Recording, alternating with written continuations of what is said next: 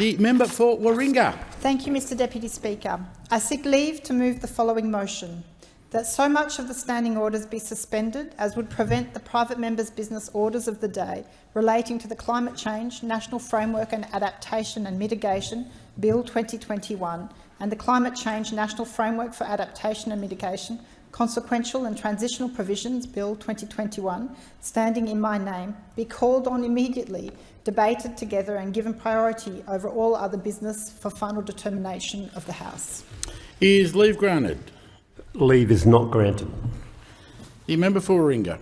I move that so much of the standing orders be suspended as would prevent the private member's business orders of the day relating to the Climate Change National Framework and Adaptation for Adaptation and Mitigation Bill 2021 and the Climate Change National Framework for Adaptation and Mitigation Consequential and Transitional Provisions Bill 2021, standing in my name, be called on immediately, debated together and given priority over all other business for final determination of the House. We need to suspend standing orders so that we may debate the climate change bill. We are less than a week out from the Olympics of International Policy, the Conference of the Parties 26 in Glasgow. The UN emissions gap was released today. Current pledges have us on track for 2.7 degrees of warming. The alarm bells are ringing. It's a code red. World leaders need to come together and commit to significant emissions reductions by 2030. It's time to stop playing politics with our future and listen to the science. The report makes clear that cuts of at least 55% by 2030 are needed.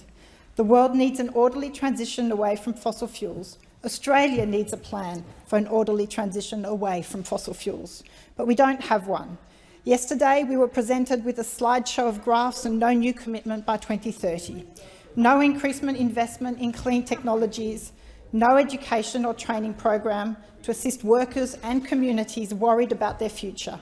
No process or programs to ensure scientists, experts and communities have a voice and are part of the roadmap to net zero. There are moments in history when leaders have the opportunity to show what they're made of, and this is one of them. This is the time to join nations of high ambition and restore our international standing.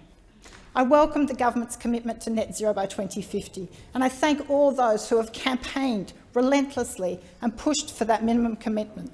But it's a baby step, and it will be meaningless if it's not backed by actual transition. Technology and business and investment need policy certainty.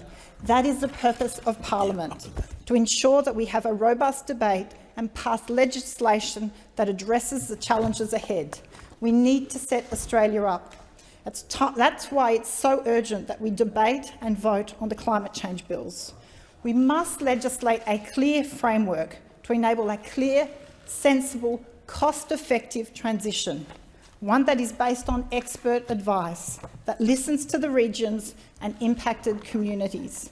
If you believe it, legislate it. Anything less than these is passing the buck on to the next generation. We need to pass the bill, not the buck. The government wants to ignore the proven technologies we have now. They are ready now, and instead wants to focus on hypothetical technologies that have failed to deliver carbon capture and storage and hope that somehow they will offset continuing business as usual. We can't commit to net zero but approve new coal and gas fields.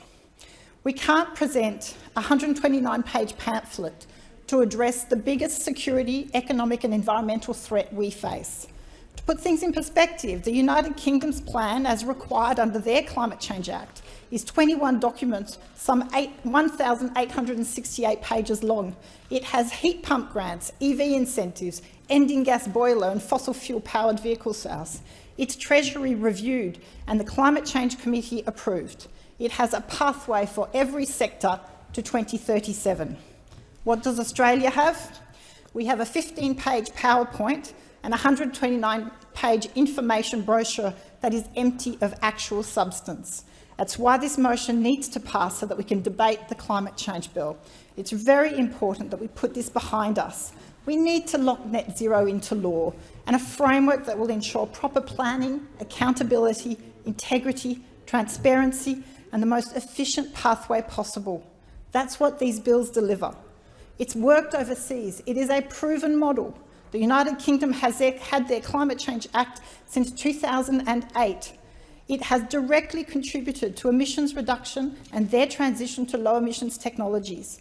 They are on track for 68% emissions reduction on 2005 levels by 2030.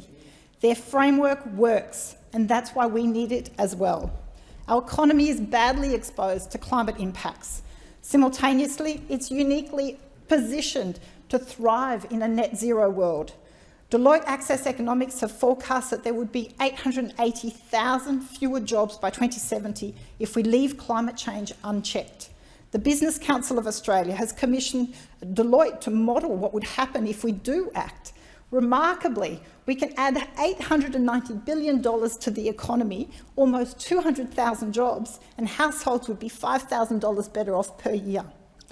Importantly, if we adopt a stronger 2030 target of at least 50% emission reductions on 2005 levels, we would add $210 billion. These figures are dependent on policy certainty and confidence. We can provide this policy certainty with a vote and a debate on the climate change bills. The economic case is compelling, there's no doubt. That's why every sector of the Australian economy are demanding more action from the government. From the unions to academics to health professionals to business and communities, they all have lent their voice to mine and my colleagues here on the crossbench to call for the bill to be debated in this House and passed. 6,500 submissions to the inquiry into this bill, 99.9% in support. Business, most importantly, they want certainty. They want a pathway out of COVID and towards a new resilient economy. We cannot keep putting obstacles in their path. The Business Council of Australia said the bill will be critical to mapping out a pathway to net zero. The Responsible Investment Association of Australasia said the bill is integral to providing certainty to investors. We need to smooth the way for business, and that can only be done with clear legislation. Today we can debate this important measure. We can put the climate wars to bed. You can actually, your power in this place is to actually debate and pass meaningful legislation. We know that 2 in 3 coal jobs will disappear in the next 2 decades, whether the Nationals like it or not. We have been warned. Change is coming, and we must plan for a fair employment transition for these communities, not sell them fantasies that their industries will be around forever.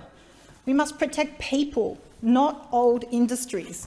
We must be prepared, and that can only be done with clear legislation. So I call on the members of this parliament who tell their communities that they are here for climate action, that they believe in the science. This is your opportunity for your words to be met with action. I urge you to vote in support of this motion. Australian climate policy needs to be taken out of the hands of the National Party and openly debated in Parliament. To get past the blockers, the government can allow debate today and an open vote on the climate change bill, like we did for the same-sex marriage vote. And then members can represent their communities. They can vote in favour of a sensible, proven solution to climate policy impasse. We can stop passing the buck for future generations. I urge members of this place to support the motion. Thank you. I thank the member for Warringah. Is the motion seconded?